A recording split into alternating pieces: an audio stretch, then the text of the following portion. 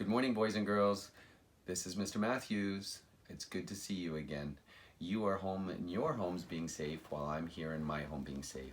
So even though we can't be together in our classroom, we can be together online. I'm going to read you a story. It's called Miss Smith's Incredible Storybook.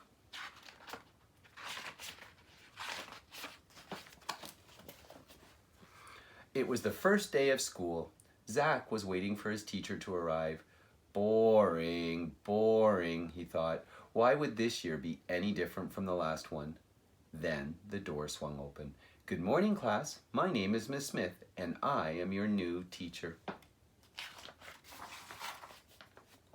Miss Smith seemed very different from Zach's other teachers, but the day went along like every school day Zach could remember, until Miss Smith said, "It's story time." When she sat at her desk and started to read from the book she had brought with her, Zach couldn't believe his eyes. The storybook characters came to life, and the classroom was swept up in a swashbuckling pirate tale. Zach and the rest of his class were right in the middle of the story. He could feel the breeze in his hair and hear the waves pounding on the side of the ship. From then on, Zach couldn't wait to go to school. Every day there was a new story to look forward to. When Miss Smith finished reading, all the characters and adventure whooshed back into her book. On Friday, Principal Rittenrotten stood in front of the class instead of Miss Smith. Miss Smith is stuck in traffic, so she has asked me to read to you until she arrives, he announced. Zach wondered what would happen next. Principal Rittenrotten started to read.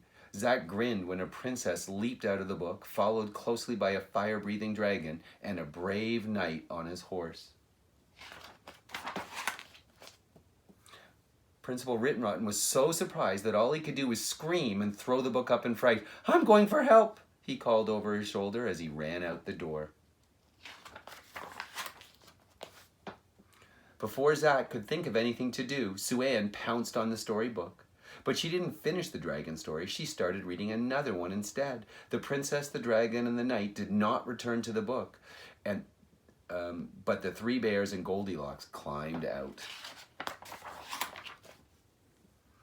Freddie, the class clown, jumped out of his seat and tried to yank the book away. When Sue-Ann let go, he tumbled backward and the book flew across the room. The whole class laughed. Billy caught the book and started reading from a new story. Zach shook his head in amazement when the Mad Hatter, the Cheshire Cat, and Alice popped out to join the others. As the book passed from kid to kid, one character after another flew out of the pages. The classroom was getting very crowded. "This is trouble," Zach said to himself. The chaos was beginning to spill out into the halls. "Why don't you finish the story?" Zach pleaded. But no one was listening. Miss Smith brought her car to a screeching stop in front of the school. "Uh-oh, there seems to be a little problem," she said to herself, so she raced inside. Meanwhile, Zach was shouting, "We have to finish the story so the characters will go back into the book." But the storybook characters didn't want to go back. A tug of war began. Miss Smith appeared in the doorway. With one look, she let everyone know she meant business. Even the dragon was suddenly silent.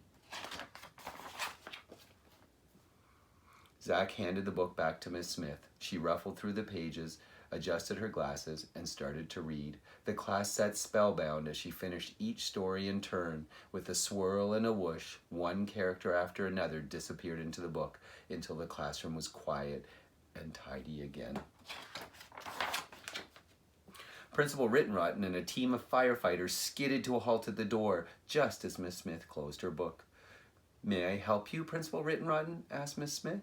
But the principal couldn't seem to answer. He just stared at the quiet class with his mouth wide open. Miss Smith flashed a secret smile at her class. Zach smiled right back. Who would ever have guessed that reading could be so much fun?